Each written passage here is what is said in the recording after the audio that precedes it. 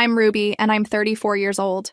While I was burying my 9-year-old son Tyler completely alone yesterday morning, my family was across town clinking champagne glasses at my sister Madison's engagement party. The funeral director kept glancing at the empty chairs behind me, probably wondering what kind of monster doesn't have anyone show up to their child's funeral. I maintained my composure, though my hands shook as I placed Tyler's favorite teddy bear on his tiny casket. When I got home to 17 missed calls and 0 voicemails, I knew exactly what was coming next. Where are you watching from today? Drop your location in the comments below and hit that like and subscribe button if you've ever felt completely abandoned by the people who should love you most. You'll definitely want to stick around for what happened next. This morning, Mom's text arrived at exactly 7 a.m. sharp. Enough drama, Ruby. We need to discuss Tyler's money. Not, how are you holding up? Or, sorry we missed the funeral. Just straight to business, because apparently grief has an expiration date of about 12 hours in the Patterson family. The money she's referring to is Tyler's trust fund, $950,000 left by his father Marcus before the accident 3 years ago. Marcus made me promise that money would only be used for Tyler's future, his education, maybe a house someday. Now Tyler's gone, and legally, it all comes to me. I stared at that text for 20 minutes, sitting in Tyler's bedroom surrounded by Pokemon cards and superhero posters. The same room where I'd held him through countless sleepless nights during his final illness, where I'd read him stories and promised everything would be okay, even when the doctors told me it wouldn't be. My phone rang. Mom's contact photo appeared, her perfectly styled blonde hair and practiced smile filling the screen. I let it go to voicemail, then played it back. Ruby, darling, I know you're processing your grief, but we really do need to talk about being practical here. Madison's wedding is in 8 weeks, and with all the unexpected expenses, her voice trailed off, leaving the implication hanging like smoke. The unexpected expenses. Right. Because planning an engagement party on the same day as your grandson's funeral apparently requires a significant budget increase. I called her back because putting off conversations with Patricia Patterson only makes them worse. She answered before the first ring finished. Ruby, finally, now, about Tyler's inheritance. Madison and James need help with wedding costs, and since I'm family, I repeated slowly. The same family that was celebrating while I buried my son? A pause. Then her voice shifted to that wounded tone she's perfected over 34 years of manipulating her daughters. That's not fair, honey. You know we would have been there if you'd told us the time correctly. I had told them. Multiple times. Sent them the funeral program. Left voicemails with the details. But challenging Mom's version of reality never ends well. How much? I asked, cutting through her rehearsed explanation about miscommunication and unfortunate timing. Well, the venue costs have increased significantly since they booked. How much, Mom? Just a small loan, really. Maybe $400,000 to cover the venue, flowers, catering. $400,000. Nearly half of Tyler's trust fund. The money meant to honor a dead child's memory. Redirected to celebrate my sister's perfect life. The silence stretched between us until Mom's voice turned sharp. Ruby, you're being selfish. Madison's happiness matters too. That's when I realized something had shifted inside me. Maybe it was the image of Tyler's empty hospital bed. Maybe it was standing alone at his graveside. But for the first time in my life, I didn't automatically start apologizing or looking for ways to make everyone else comfortable. I'll think about it, I said, and hung up. But I already knew my answer. And tomorrow's family meeting was going to be very interesting. The Patterson family home looks exactly the same as it did when Madison and I were kids. Same pristine white columns, same meticulously maintained garden, same intimidating front door that made me feel small even as an adult. I parked behind Dad's Mercedes and Madison's brand new BMW, gifts from our parents for her successful career in social media. Because apparently having 50,000 Instagram followers qualifies as a profession now, while my actual job as a pediatric nurse just gets polite nods. Inside, they're arranged like a tribunal. Dad in his leather chair, Mom perched on the sofa's edge, Madison sprawling dramatically across the love seat in a designer dress that probably costs more than I make in a month. Her fiancé James sits beside her, looking uncomfortable. Ruby! Mom's voice is artificially bright. We're so glad you came. James made coffee. I remain standing. Power Dynamic 101. Something Tyler taught me from watching courtroom shows. Height advantage matters. We've been thinking about your situation. Dad begins, folding his hands in his lap. This money Tyler left. It's a significant responsibility. My situation, like losing my son, is a minor inconvenience I need help managing. Having that much cash just sitting around, Madison chimes in, it's not practical. You could lose it to taxes or bad investments. I study my sister's face, looking for any trace of the girl who used to build blanket forts with me. Nothing. Just calculated concern masquerading as family loyalty. That's why we think contributing to Madison's wedding makes perfect sense. Mom continues smoothly. It's an investment in family unity. Tyler would have wanted his cousin to be happy. Tyler would have wanted a lot of things, like growing up, like seeing his 10th birthday, like having his family attend his funeral. Tyler barely knew Madison, I say quietly. She visited him exactly once during his entire illness. Madison's expression hardens. I don't do well with hospitals. They're depressing. He was dying, Madison. Depression was kind of unavoidable. An uncomfortable silence settles over the room. James shifts in his seat, clearly wishing he was anywhere else. Dad clears his throat. The point is, Ruby, this money could help secure Madison's future, build something positive from tragedy. And what about Tyler's future? The words come out sharper than I intended. The college fund Marcus set up? The dreams we talked about? Honey, Mom's voice goes soft and patronizing. Tyler's gone. Those dreams died with him. The casual brutality of her words hits like a physical blow. But instead of crumbling, something inside me hardens. You're right, I say, moving toward the door. Tyler is gone, which means this conversation is over. Ruby, wait. Dad's voice carries that edge of authority that used to terrify me as a child. Don't walk away from family. I turn back, studying these people who share my DNA but nothing else. Family doesn't abandon each other during the hardest moments. Family doesn't turn a child's death into a business opportunity. Madison stands, her face flushed with anger. You're being ridiculous. It's just money, Ruby. Tyler doesn't need it anymore. No, I agree, but his memory does. I walk out, leaving them in their perfect living room with their perfect plans. In my car, I sit for a moment, hands trembling on the steering wheel. For 34 years, I've been the accommodating daughter, the supportive sister, the family member who bends rather than breaks. But watching them reduce Tyler's legacy to a wedding expense has shown me exactly who they really are. And now I know exactly what I need to do. 3 days later, I'm sitting in attorney Mitchell Reynolds' office, surrounded by leather-bound books and the smell of old money. Mitchell handled Marcus's estate planning and Tyler's trust documentation. He's probably 60, with kind eyes and the sort of steady presence that makes you trust him immediately. I understand your family has made some requests regarding Tyler's inheritance, he says, reviewing the trust documents spread across his mahogany desk. They want nearly half of it for Madison's wedding. Mitchell's expression doesn't change, but I catch the slight tightening around his eyes. And how do you feel about that request? How do I feel? Like screaming, like laughing at the absurdity, like disappearing entirely. They weren't there, I say simply. For 18 months while Tyler was sick, fighting, dying, my family was busy with their own lives. Now they want to profit from his death. Mitchell nods thoughtfully. Ruby, I need to tell you something about this trust that you might not fully understand. He pulls out a sealed envelope with my name written in Marcus's familiar handwriting. Your husband left specific instructions about what should happen if Tyler passed away. He was very concerned about your family's relationship with money. My heart stops. What kind of instructions? He documented several conversations he had with your parents about Tyler's trust fund. Conversations where they suggested the money should be more accessible to the family. The room seems to tilt. They approached Marcus about Tyler's money?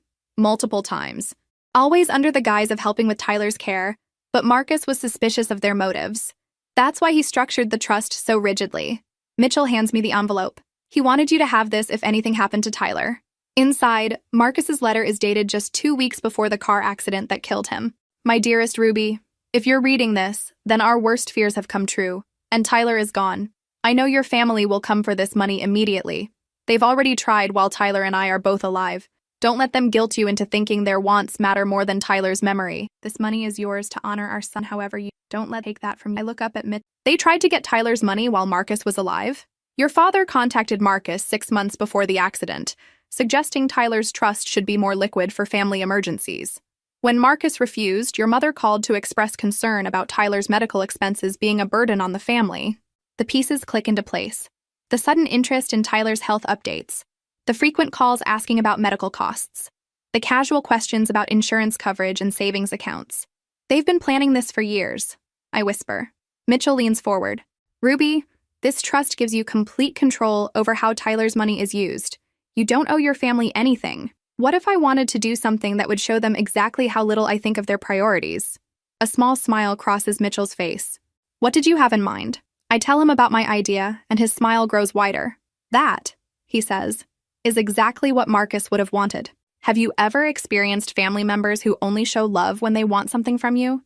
Drop a comment below and hit that like button if you've ever had to choose between keeping peace and protecting what matters most. The envelope arrives at my parents' house on a Tuesday morning, delivered by certified mail. I know because I'm parked across the street in my car, watching Dad sign for it through their front window.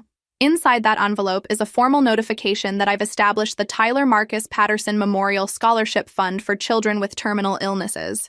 The initial donation, $400,000. Exactly the amount they wanted for Madison's wedding. My phone starts ringing 30 seconds after Dad closes the front door. "Ruby!" Mom's voice is shrill with panic. "What have you done?" "I've honored Tyler's memory. You've thrown away $400,000. I've invested it in something Tyler would have cared about, helping other sick kids get the support they need." Through the window, I watch Dad pacing in their living room, his face red with anger.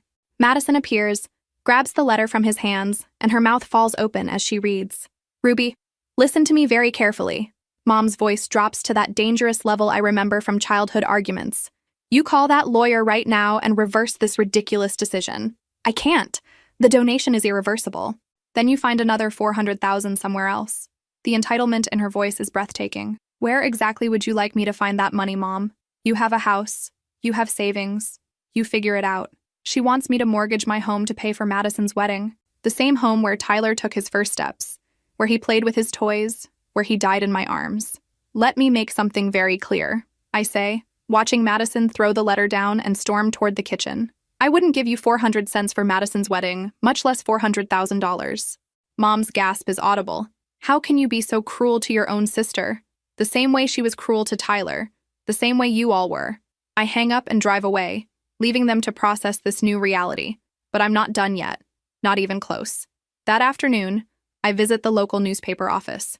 The society editor, Janet Morrison, is a woman I've known since high school. She's also Madison's former best friend until Madison decided Janet wasn't successful enough to maintain their friendship. "Ruby Patterson," Janet smiles as I walk into her office. "I was so sorry to hear about Tyler. That little boy was an angel." "Thank you. Actually, that's why I'm here." I show her the documentation for Tyler's Memorial Scholarship Fund, including photos of Tyler from his hospital stays, and the testimonials I've already gathered from 3 families the scholarship will help. "This is beautiful," Janet says, reviewing the materials. "A real legacy. I'd love to see it featured in this week's Community Spotlight." Janet nods enthusiastically. "Absolutely. And Ruby, I have to ask, is it true that Madison's wedding is the same weekend as Tyler's memorial service?" I blink innocently. "Is it? I hadn't noticed the conflict." But of course I had. Tyler's memorial service is scheduled for Saturday afternoon at 2 p.m. Madison's wedding? Saturday afternoon at 3 p.m. Janet's eyebrows raise. "That's going to make things complicated for family attendance. People will have to choose what matters most to them," I say simply. The article runs Thursday morning, front page of the lifestyle section. "Local mother honors lost son with scholarship fund." It includes a beautiful photo of Tyler smiling in his hospital bed, details about the scholarship criteria, and a touching quote from Marcus's letter about honoring Tyler's memory. Buried in the last paragraph is a casual mention of Tyler's memorial service details. By noon, my phone has 17 missed calls from family members. I ignore them all. At 2 p.m., Madison shows up at my house, crying. Real tears this time, not the practiced kind she uses for social media sympathy. "Ruby, please," she begs. People are asking questions about the timing. Some of my wedding guests are saying they might skip the ceremony to attend Tyler's memorial instead. That's their choice to make. "You did this on purpose." "I scheduled Tyler's memorial service 6 months ago, Madison, the day he died." Her face crumples. "But you didn't announce it until now." "Because my family didn't seem interested in honoring Tyler's memory. They were too busy planning celebrations." Madison sinks onto my porch steps. "What do you want from me, Ruby? What will it take to fix this?" I study my sister's face, looking for any sign of genuine remorse for abandoning Tyler during his illness, for missing his funeral, for trying to profit from his death. Nothing. Just panic about her perfect day being overshadowed. "I want you to understand that Tyler mattered more than your wedding," I say quietly. "But he's dead, Ruby. The wedding is for the living, and there it is. The fundamental difference between us laid bare." "Then I guess you've made your choice," I tell her. "Just like I've made mine." The morning of Madison's wedding arrives gray and drizzling, which feels appropriate somehow. I'm getting dressed for Tyler's memorial service when my doorbell rings. Through the peephole, I see Dad standing on my porch in his expensive suit, holding an umbrella and wearing the expression that used to make me comply with anything he wanted. I open the door but don't invite him in. "Ruby, we need to talk." "There's nothing to discuss." His jaw tightens. "Your mother is beside herself. Madison's wedding day is ruined because half the guests are asking about Tyler's memorial instead of celebrating. Then maybe they have their priorities straight." Dad steps closer, using his height to intimidate me the way he did when I was 7 and broke Mom's favorite vase. "This stops now. You call off this memorial service and attend your sister's wedding like a proper family member. For 34 years, that tone has made me shrink. Today, it just makes me stand taller." "No." The word hangs between us like a challenge. Dad's face darkens. "I didn't raise you to be vindictive. You didn't raise me at all. You were too busy raising your perfect daughter, Madison. Madison has always been easier than you. Less dramatic, more agreeable. Madison has always been your favorite. Less honest, more willing to pretend everything's fine." Dad's eyes narrow. "Fine. You want to play hardball?" Tyler's scholarship fund was established with family money. Marcus's life insurance came from his job at Patterson Construction, my company. Technically, those funds belong to the family business. The threat hits like ice water. He's suggesting he could challenge the scholarship fund legally, claiming the money belongs to his company rather than Tyler's trust. But I've learned a few things about power plays from watching Tyler fight for his life. You don't back down when someone threatens what matters most. Actually, Dad, that's not how life insurance works. Marcus bought that policy with his own money, named Tyler as beneficiary through a separate trust. Your company had nothing to do with it. His confidence wavers slightly. "We'll see what my lawyers say about that." "Please do. I'm sure they'll love explaining to you how estate law works. I'm also sure Janet Morrison will find it very interesting that the Patterson family is trying to steal money from a children's scholarship fund." Dad's face goes pale. The Patterson name being associated with taking money from sick children would destroy his reputation in our small town. "This isn't over, Ruby." "Yes, it is. Because in 2 hours, I'll be honoring my son's memory with people who actually cared about him. And you'll be at a wedding party, pretending everything's perfect." He leaves without another word, and I finish getting ready for the memorial service. At 1:30 p.m., I arrive at the community center where Tyler's service is being held. My heart nearly stops when I see the parking lot. Cars everywhere. Far more than I expected. Inside, the room is packed. Tyler's teachers from school, nurses from the hospital, parents of Tyler's classmates, neighbors I barely know but who remember Tyler riding his bike in our neighborhood. Marcus's parents are in the front row, having driven 6 hours to be here. They've been more family to me in Tyler's final year than my own parents ever were. At exactly 2 p.m., I stand at the podium and look out at faces filled with genuine love for my son. "Tyler would have been amazed to see all of you here," I begin. Not because he didn't think people cared about him, but because he was always surprised when anyone made a big fuss over him. Soft laughter ripples through the crowd. Behind me, a slideshow plays photos of Tyler's life. Playing soccer, building Lego castles, grinning through his last birthday party despite being weak from treatments. My son taught me that family isn't defined by blood relations. It's defined by who shows up when it matters most. I don't mention that my biological family isn't here. I don't need to. Their absence speaks louder than any words I could say. The service lasts an hour. People share memories of Tyler's kindness, his curiosity, his determination. The scholarship fund receives 3 additional donations on the spot. As people begin to leave, Marcus's mother approaches me. "Ruby, Tyler would be so proud of what you've done. Standing up for what's right even when it's hard."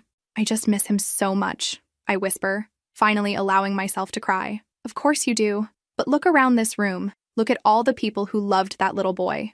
This is Tyler's real family." At 3:15 p.m., my phone buzzes with a text from Madison's maid of honor. "Wedding delayed, Madison having breakdown, says she can't stop thinking about Tyler." I don't respond, but for the first time since Tyler died, I feel something that might eventually become peace. Madison's wedding finally happens at 5 p.m. 2 hours late. I know because Janet Morrison texts me photos from the reception, along with attendance numbers that are lower than expected. I'm at home by then, having spent the afternoon with Tyler's memorial guests who weren't ready to leave. We ordered pizza and shared more stories about Tyler's impact on their lives. Marcus's parents stayed until evening, and we looked through photo albums I hadn't been able to touch since Tyler died. My phone has been buzzing with messages all day, but I haven't looked at any of them until now. "Madison, I hope you're satisfied. My wedding day is ruined. Mom, your selfishness has torn this family apart. Dad, don't expect any help from us ever again." But there are other messages, too. From Tyler's teachers, thanking me for the memorial service. From hospital staff who attended. From parents of sick children who've already applied for Tyler's scholarship. At 7 p.m., my doorbell rings again. This time it's Madison. still in her wedding dress but with makeup streaked down her cheeks. "Can I come in?" I step aside and she collapses onto my couch, careful not to wrinkle the layers of expensive silk. "Everyone kept asking about Tyler during the reception," she says without preamble. "About why we weren't at his funeral. About why the memorial service was the same day as my wedding. What did you tell them?" "The truth. That we thought your grief made you vindictive and we didn't want to enable your drama."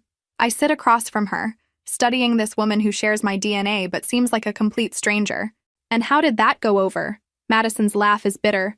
"About as well as you'd expect. James's grandmother called me selfish. My college roommate said she couldn't believe we'd missed a child's funeral for a party. Madison, Tyler was dying for 18 months. You visited him exactly once. I told you hospitals depress me. Everything depresses you unless it's about you." She flinches at the truth in those words. "That's not fair. Tyler asked about you every time I visited.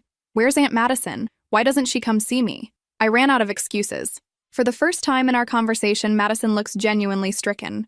"I didn't know he asked about me. You didn't know because you never asked about him." We sit in silence for several minutes. Outside, it started raining harder, drumming against the windows of the house where Tyler used to press his nose to the glass, watching for rainbows. "What do you want from me, Ruby?" Madison finally asks. "An apology? Fine. I'm sorry I wasn't a better aunt to Tyler." "I don't want your apology, Madison. I want you to understand something." "What?" "This was never about punishing you for missing Tyler's funeral, though that was unforgivable. This was about showing you that Tyler's life mattered more than your wedding, that some things are more important than your convenience." Madison stands, smoothing her dress. "Well, you've made your point. The whole town knows you think I'm a terrible person. The whole town knows exactly who you are, Madison. The same person you've always been." She heads for the door, then turns back. "You know what the worst part is? I actually love Tyler. I just didn't know how to show it. Love isn't a feeling, Madison. It's a choice. It's showing up when it's hard. It's putting someone else's needs before your own comfort." "Is that why you gave away $400,000? To prove you loved him more than money?" "I gave away that money because Tyler would have wanted it to help other children, because his memory deserves better than being used to fund your wedding." Madison leaves, and I watch her navigate the rain in her wedding dress, probably ruining the expensive fabric. But for the first time since Tyler died, I feel like I've honored his memory in a way that matters. Later that night, I receive an email from Janet Morrison with photos from Tyler's memorial service. The article she's writing will run Sunday, featuring interviews with scholarship recipients and community members who attended. But there's something else in her email, a note that makes me smile for the first time in weeks. "Ruby, I thought you should know. 3 other local families have contacted me about establishing memorial funds for their lost children, inspired by Tyler's scholarship. You've started something beautiful." Maybe Madison was right about one thing. This wasn't really about punishment. It was about legacy. And Tyler's legacy is going to help more children than Madison's wedding ever could. The article about Tyler's memorial service runs on Sunday's front page with the headline, "Community Rallies Around Memorial Scholarship Fund."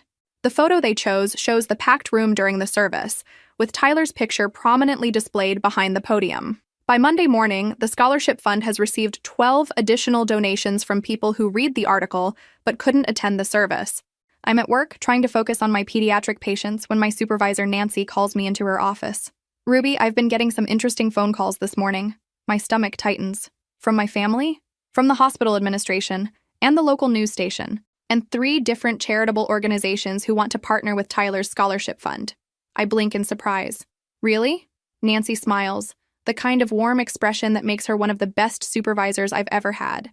The memorial service video has been shared over 2,000 times on social media. People are calling Tyler's story inspiring. She shows me her computer screen, where a local news website has posted their own article about the scholarship fund. The comment section is flooded with supportive messages and additional donation pledges. "There's something else," Nancy continues. "Channel 7 wants to interview you for their Wednesday evening human interest segment. I don't know if I'm ready for that kind of attention. Think about it. The more people who know about Tyler's story, the more children the scholarship can help." That afternoon, I drive to Tyler's grave for the first time since the funeral. The headstone is simple, engraved with his name, dates, and the phrase Marcus and I chose together: "Forever curious, forever loved." I sit in the grass beside his grave, updating him on everything that's happened. "Mom and Dad are furious," I tell him. "Madison's probably not speaking to me for the rest of my life. But Tyler, you should see how many people came to remember you. Kids from your class, teachers, even Mrs. Henderson from down the street who always complained about your bike in her driveway." The wind rustles through the trees overhead, and I imagine it's Tyler laughing at the memory of Mrs. Henderson's annoyed face. I think I'm going to do the interview, I continue. Not for revenge or to make the family look bad, but because your story could help other families going through what we went through. My phone buzzes with a text from an unknown number. This is James, Madison's husband. Could we talk? I call him back, curious about what Madison's new husband could possibly want to discuss. Ruby, thank you for taking my call. I wanted to apologize for my family's behavior yesterday. Your family? Madison is my family now. And what happened at the wedding, the way she talked about Tyler, it wasn't right. I'm genuinely surprised. In all the chaos of the past week, James has been almost invisible, standing quietly behind Madison's dramatics. I tried to convince Madison to postpone the wedding when I learned about Tyler's memorial service, he continues. She refused, said you were just being manipulative. Why are you telling me this? Because I lost my younger brother when I was 26, car accident. And I remember how much it meant when people honored his memory, when they acknowledged that his life mattered. James pauses, and I hear genuine emotion in his voice. Madison doesn't understand grief because she's never experienced real loss. But watching you at the memorial service, seeing how many people loved Tyler, it made me realize something. What's that? You weren't being vindictive. You were being a mother protecting her child's legacy. We talk for 20 more minutes, and I learn that James has been questioning his decision to marry Madison since the engagement party. The party they threw on the day of Tyler's funeral. She didn't tell me the funeral was that day until afterward, he admits. Said you'd been unclear about the timing. I sent 3 separate messages with the details. I know, I found them on her phone. What do you think will happen next? Drop a comment below with your predictions and hit that like button if you've ever had to choose between keeping peace and standing up for what's right. The Channel 7 interview airs on Wednesday evening. I watch it from my living room, holding Tyler's favorite stuffed elephant, nervous about how the story came across. The reporter, Sarah Chen, did a beautiful job. The segment opens with video from Tyler's memorial service, showing the packed room and emotional testimonials. Then it cuts to my interview, where I talk about Tyler's battle with leukemia and his father's wish to help other families facing similar challenges. Tyler was the kind of kid who worried about other people even when he was the one who needed help, I tell Sarah in the interview. During his last hospital stay, he used his allowance money to buy candy for the other kids in the pediatric ward. The story includes information about the scholarship application process and ends with contact details for donations. Within an hour of the broadcast, the scholarship fund website crashes from too much traffic. My phone starts ringing immediately. The first call is from Marcus's mother. Ruby, honey, we just watched the interview. You were perfect. Tyler would be so proud. The second call surprises me. It's from my high school friend Jessica, who moved to Denver years ago. Ruby, I saw the news story online. I had no idea about Tyler. I'm so sorry. Thank you, Jess. It's been a difficult time. Listen, I work for a children's hospital foundation here in Colorado. We'd love to partner with Tyler's scholarship fund, maybe expand it regionally. By Thursday morning, I've received calls from foundations in 3 different states, all interested in replicating Tyler's scholarship model for their communities. But not all the calls are positive. Thursday afternoon, Dad shows up at the hospital during my shift. Nancy intercepts him at the nurse's station, but I can hear his raised voice from Tyler's old room where I'm updating medical charts. My daughter has lost her mind with grief, he's telling Nancy. This public spectacle needs to stop. I walk out to face him, very aware that my coworkers are watching this family drama unfold in their workplace. Dad, you need to leave. Ruby, this has gone far enough. The TV interview, the newspaper articles, it's embarrassing the entire family. I'm sorry you're embarrassed by your grandson's memorial scholarship. His face reddens. Don't twist my words. You know that's not what I meant. Then what did you mean? Dad glances around at the nurses and staff members who've stopped their work to listen. Can we discuss this privately? Tyler received all his care in this hospital. These people knew him, loved him, supported our family when you wouldn't. They have every right to hear this conversation. Nancy steps forward. Mr. Patterson, I'm going to have to ask you to lower your voice or leave the premises. This is family business. Ruby is family to us, Nancy replies firmly. Tyler was too. Dad's jaw tightens. Fine. Ruby, since you want an audience, here's what's going to happen. You're going to stop this media circus, donate the remaining scholarship money to a legitimate charity, and apologize to your sister for ruining her wedding. The silence in the hallway is complete. Even the usual hospital sounds seem muted. Or what? I ask quietly. Or you're no longer part of this family. Nancy actually gasps. Several of my coworkers exchange shocked glances. Dad, I stopped being part of this family the day Tyler was diagnosed and you decided his illness was inconvenient for your lives. That's not true, isn't it? When Tyler was in isolation for 3 weeks after his bone marrow transplant failed, how many times did you visit? Dad's face pales. That's different. The doctor said he couldn't have many visitors. The doctor said he couldn't have many visitors at once. They encouraged family members to take shifts so he wouldn't be alone. I pull out my phone and scroll to the photos I took during those weeks. Tyler connected to dozens of machines, pale and weak, but still trying to smile for the camera. I was here every single day for 3 weeks. I slept in that chair. I point to Tyler's former room. Every single night. And you want to know how many times any of you visited? Dad doesn't answer. 0. 0 times in 3 weeks. But you had time to plan Madison's engagement party during that same period. The truth hangs in the air like an accusation. Around us, my coworkers are trying to look busy while obviously listening to every word. So when you say I'm no longer part of this family, I continue, you're about 18 months too late with that announcement. Dad turns and walks away without another word.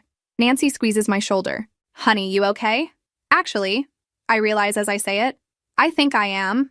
For the first time since Tyler died, I feel completely free. Friday morning brings a surprise visitor to my house. Madison's mother-in-law, Eleanor, stands on my porch holding a casserole dish and wearing an expression I can't quite read.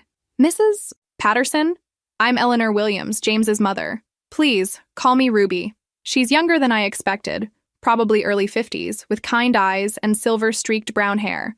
Everything about her seems genuine, which is refreshing after weeks of family manipulation. I brought you lunch, she says, holding up the casserole, and an apology.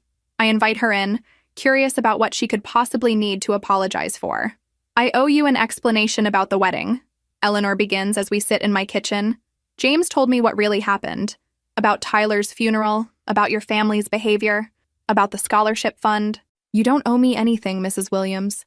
Eleanor, please, and yes, I do, because I raised my son to have better judgment than he showed last weekend. She pauses, choosing her words carefully. James has been having doubts about Madison since their engagement.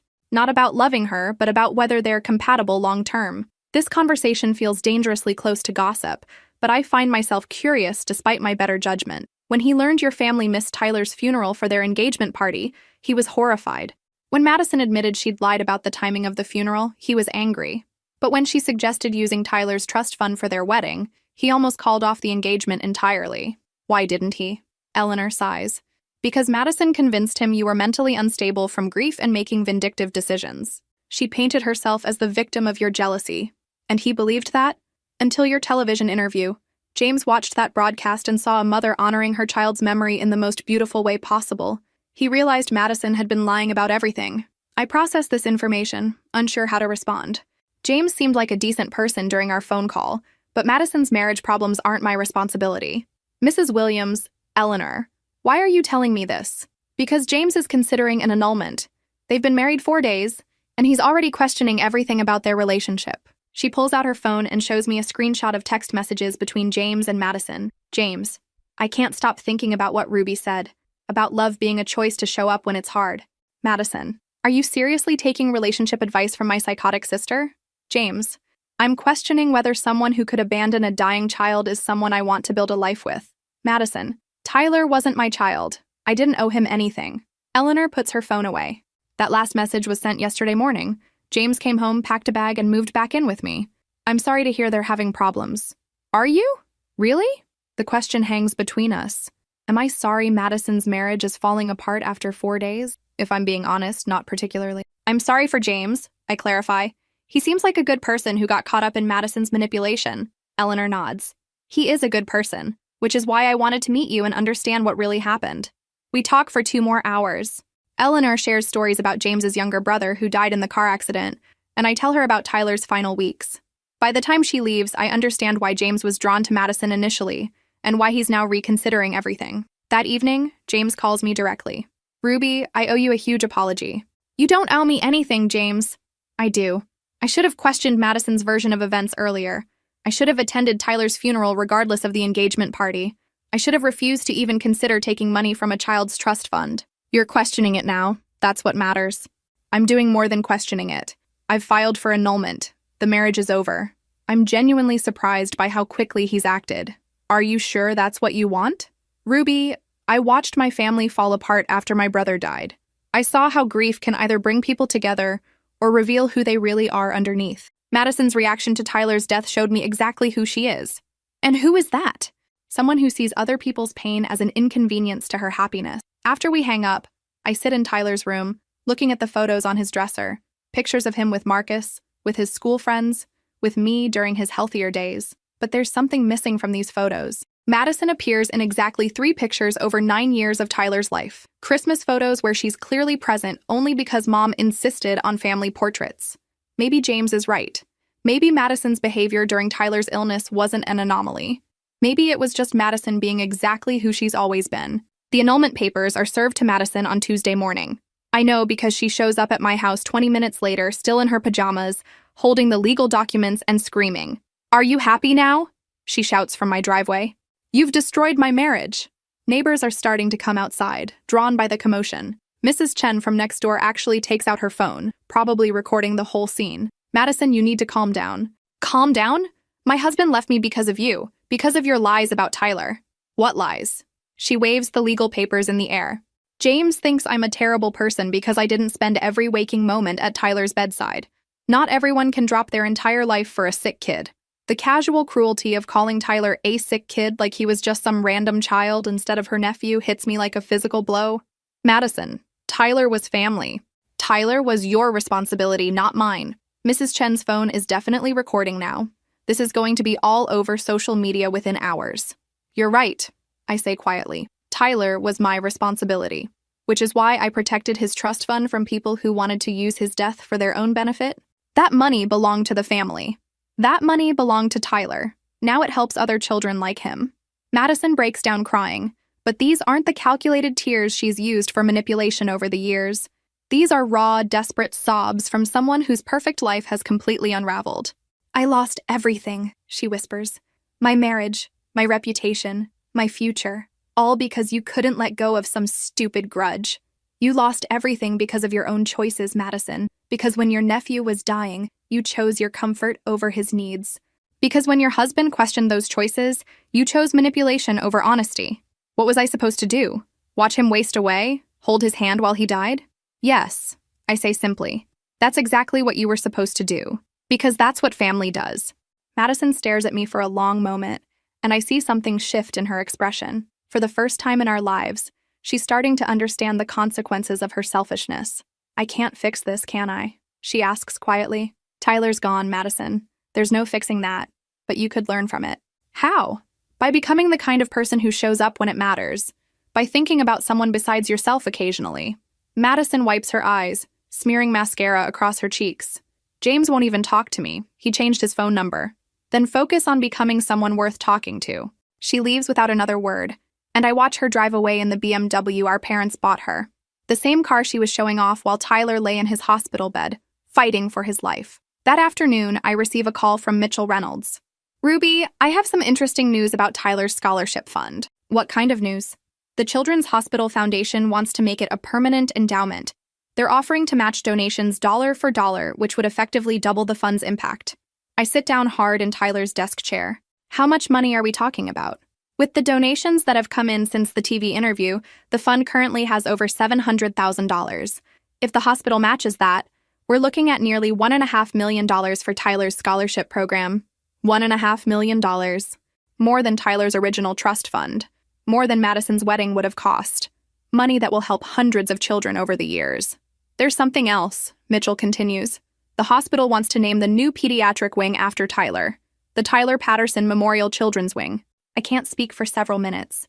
When I finally find my voice, it comes out as a whisper. Tyler would have loved that. He always said he wanted to help other kids when he grew up. He is helping other kids, Ruby. More than he ever could have imagined. That evening, I visit Tyler's grave again. The temporary flowers from the memorial service have been replaced by a steady stream of fresh bouquets left by community members I've never met. "Tyler, you're famous," I tell him, sitting cross-legged beside his headstone. "Your scholarship fund is going to help kids all over the region. And they're naming a hospital wing after you." The wind rustles through the oak tree overhead, and I imagine Tyler's voice saying, "That's pretty cool, Mom." "It is pretty cool, baby. You're going to live forever now, in all the lives you'll help save." As I drive home, my phone buzzes with a text from Eleanor Williams. "James wanted me to thank you. He says you helped him understand what real love looks like. He's going to volunteer with Tyler's scholarship fund. Maybe Madison was right about one thing. I did destroy her marriage, but sometimes destruction is necessary to clear the ground for something better to grow. The hospital wing dedication ceremony is scheduled for a month after Tyler's death, on what would have been his 10th birthday. The timing wasn't planned, but it feels perfect somehow. I'm getting ready for the ceremony when my doorbell rings. Through the peephole, I see Mom standing on my porch, looking older than I remember. She's holding a small wrapped box. I consider not answering, but curiosity wins. "Ruby, could we talk?" Her voice is different, smaller, less demanding than the tone she's used with me for 34 years. "If you're here to convince me to reconcile with Madison, I'm here to apologize." That stops me cold. Patricia Patterson doesn't apologize. She explains, justifies, and redirects blame, but she doesn't admit fault. I let her in, and she sits on the edge of my couch like she's afraid she might be asked to leave at any moment.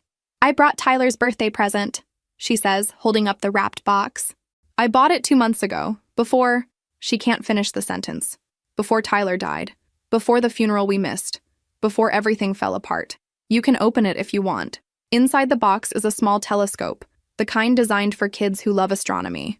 Tyler had been fascinated by space in his final months, spending hours reading about planets and stars when the treatments made him too weak for more active hobbies. "He would have loved this," I say, and mean it. Mom's eyes fill with tears. "I know I failed him, Ruby. I know I failed you." "Why? Why did you choose Madison's engagement party over Tyler's funeral?" "Because Madison's life was moving forward, and Tyler's was ending. Because celebrating felt easier than grieving. Because I'm a coward who couldn't face watching you bury your child." The honesty in her voice is startling. This isn't the polished, politically correct Patricia Patterson I've known all my life. "And the scholarship money? Asking me to fund Madison's wedding?" Mom closes her eyes. "Because we're broke, Ruby. The business is failing, the house is mortgaged to the limit, and Madison's wedding was the only thing keeping your father from completely falling apart." "What do you mean?" "Your father made some very bad investments 3 years ago. We've been living on credit and borrowed money ever since. Madison's wedding was supposed to be our last hurrah before we lose everything." I process this information, understanding finally why they were so desperate for Tyler's trust fund money. "Why didn't you just tell me you needed help?" "Because admitting we needed help from you would mean admitting we'd failed as parents. As providers. As the successful, stable family we've pretended to be." Mom looks around my modest living room, taking in the photos of Tyler, the thank you cards from scholarship recipients pinned to a bulletin board, the simple but comfortable life I've built. "You don't need us," she says quietly. "You never really did. You raised yourself, earned your own money, built your own support system. Madison never learned to do any of that because we never made her." "Mom, I'm not asking for forgiveness, Ruby. I know what we did was unforgivable. I just wanted you to know that your father and I understand now. Tyler's scholarship fund, the memorial service, the way you've honored his memory, you did everything right." She stands to leave, then turns back. "Madison is moving back home with us. The annulment was finalized yesterday. She's going to therapy, trying to understand why she makes the choices she does." "That's good. James called your father yesterday. He wanted to personally apologize for our family's behavior during Tyler's illness.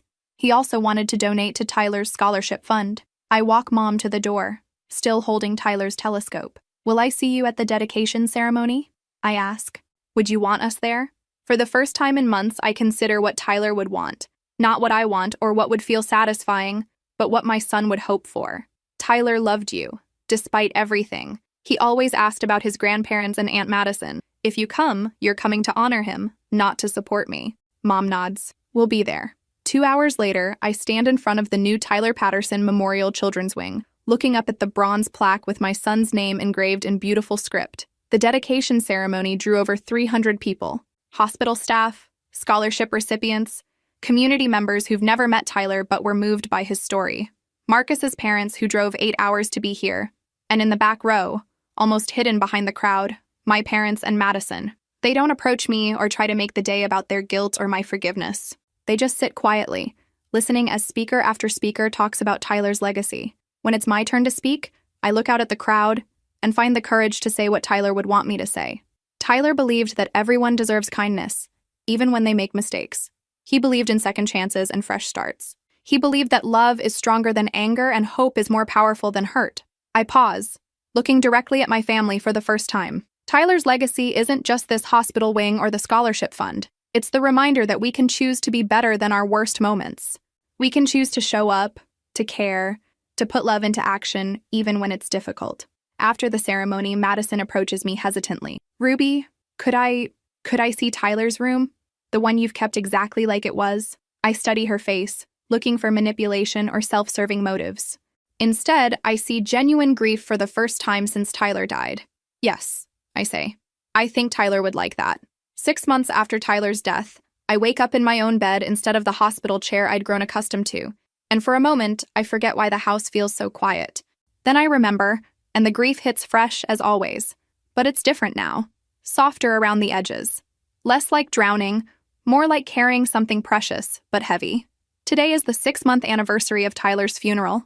It's also the day the scholarship fund officially becomes a permanent endowment, ensuring Tyler's legacy will help children for generations.